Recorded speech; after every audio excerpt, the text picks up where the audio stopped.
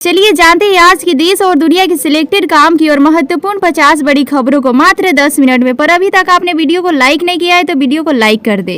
International market में कच्चे तेलों की कीमतों में हल्के बदलाव के साथ कारोबार कर रही है। इसी बीच सुबह के 6 बजे देश की कंपनियों ने पेट्रोल और डीजल के नए दाम जारी कर दिए हैं। छत्तीसगढ़, गोवा, हरियाणा और केरल समेत कुछ राज्य में पेट्रोल और डीजल के दाम बढ़े हैं। वहीं अरुणाचल प्रदेश, असम, बिहार और गुजरात समेत कुछ प्रदेशों में कीमतें घटे हैं। सरकारी तेल कंपनियों ने रोजाना 6 बजे फ्यूल के दाम को अपडेट करती है। पिछले 24 घंटे में बिहार के 6 जिलों में आकाशीय बिजली गिरने से 8 लोगों की मौत हो गई। नीतीश कुमार ने मृतकों के परिजनों को 4-4 लाख रुपए सहायता देने की घोषणा की है।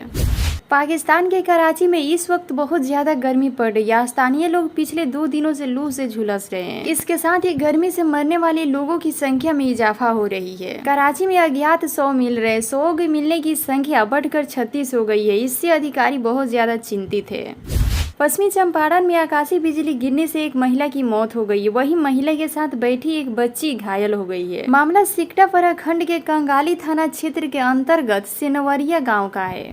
उत्तर प्रदेश की social media influencer Shivani Kumari और हरियाणा के बक्सर नीरज गोयत को बिग बॉस OTT 3 के घर से बाहर निकालने के लिए नॉमिनेट किया गया था। अब सुनने में आ रहा है कि इनमें से कोई एक शो से बाहर हो गया है।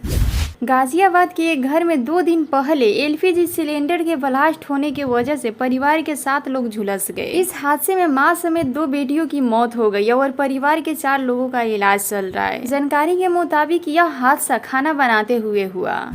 खाद्य सुरक्षा अधिनियम के तहत राशन पाने वाले सभी लाभार्थियों को eKYC करवाना अनिवार्य है। राशन कार्ड में जिन सदस्यों का नाम अंकित है और अगर eKYC 30 जून तक नहीं करवा पाए हैं तो भविष्य में खाद्यान्न लाभ से वंचित हो जाएंगे। जानकारी के मुताबिक अभी तक महज 25% लाभार्थियों ने eKYC करवाई है, जबकि अभी भी 75% लाभार्थियों ने eKYC नहीं करवाई है। विभाग ने सख्ती बरतते हुए कहा है कि eKYC नहीं करवाने वाले लाभार्थियों का नाम काट दिया जाएगा और इसको लेकर उपभोक्ताओं का अंतिम मौका दिया गया है।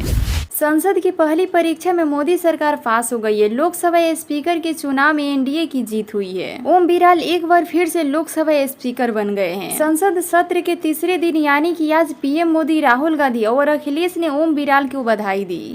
रेल मंत्रालय के सूत्रों के मुताबिक देश की पहली वंदे भारत स्लीपर ट्रेन का सौगात PM मोदी 15 अगस्त के पहले दे सकते हैं। अत्याधुनिक सुविधाओं वाले वंदे भारत स्लीपर ट्रेन के आने से लंबी दूरी सफर करना आसान हो जाएगा। जानकारी के मुताबिक 15 अगस्त से पहले वंदे भारत पहली स्लीपर ट्रेन शुरू होने जा रही है। देश की पहले वंदे भारत स्लीपर ट्रेन दिल्ली से मुंबई के बीच चलाई जाएगी।